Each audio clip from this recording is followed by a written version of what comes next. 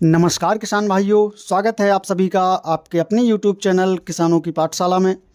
किसान भाइयों, आज के इस वीडियो में हम बात करेंगे भिंडी की खेती के बारे में।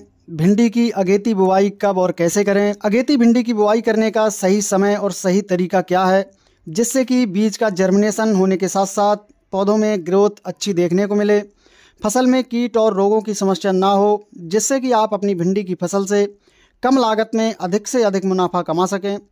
तो किसान भाइयों, अगर आप भी भिंडी की अगेती खेती करना चाहते हैं तो आप इस वीडियो को पूरा ज़रूर देखें। तो चलिए स्टार्ट करते हैं।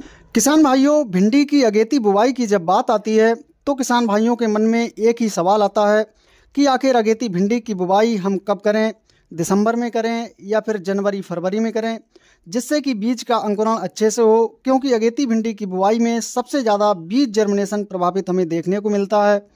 तो देखिए किसान भाइयों, अगर आप भिंडी की बुवाई ओपन फील्ड में करना चाहते हैं तो आप अपने एरिया के मौसम के हिसाब से 10 से 15 जनवरी के बीच अपनी भिंडी की बुवाई शुरू कर सकते हैं। क्योंकि किसान भाइयों, अगर आप 10 से 15 जनवरी से पहले भिंडी की बुवाई करते हैं तो बीज के जर्मिनेशन में काफ़ी दिक्कत देखने को मिलती है, क्योंकि ज़्यादा ठंड होने के कारण बीज का जर्मिनेशन प्रभावित होता है। भिंडी के सही अंकुरण और पौधों की अच्छी ग्रोथ के लिए किसान भाइयों 18 से 25 डिग्री सेंटीग्रेड तापमान होना अनिवार्य होता है।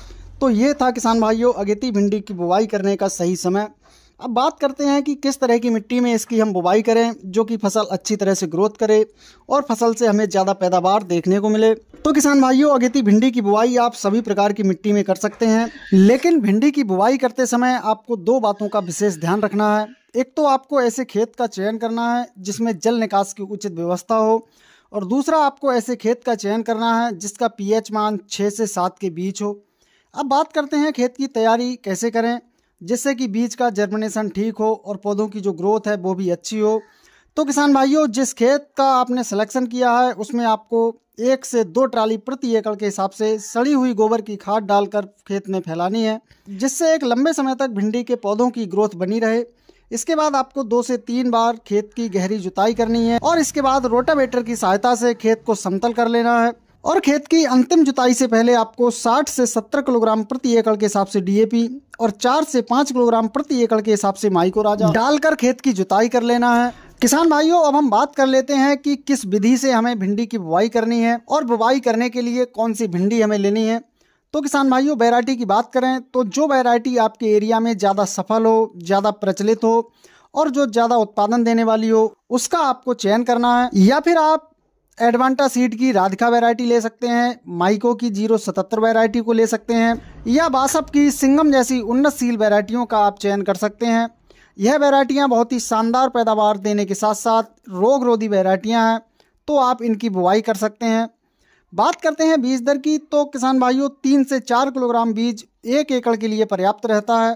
यानी प्रति एकड़ के हिसाब से आपको 3 से 4 किलोग्राम बीज की आवश्यकता होती है। हम बात करें बुवाई की विधि की, तो भिंडी की बुवाई मेन तौर पर 2 तरह से की जाती है, एक तो समतल खेत में और दूसरा मेड़ विधि से। लेकिन भिंडी की बुवाई मेड़ विधि से करना ज़्यादा फायदेमंद रहता है। इसके बाद हम बात करते हैं कि बुवाई के बाद सबसे बड़ी समस्या रहती है खरपतवार की। तो आप भिंडी की बुवाई करने के बाद 24 घंटे के अंदर पेंडामेथिलीन 30% TC की 1 लीटर मात्रा प्रति एकड़ के हिसाब से लेकर खेत में छिड़काव कर दें, जिससे शुरुआती दिनों में भिंडी की फसल में खरपतवारों की समस्या देखने को नहीं मिले।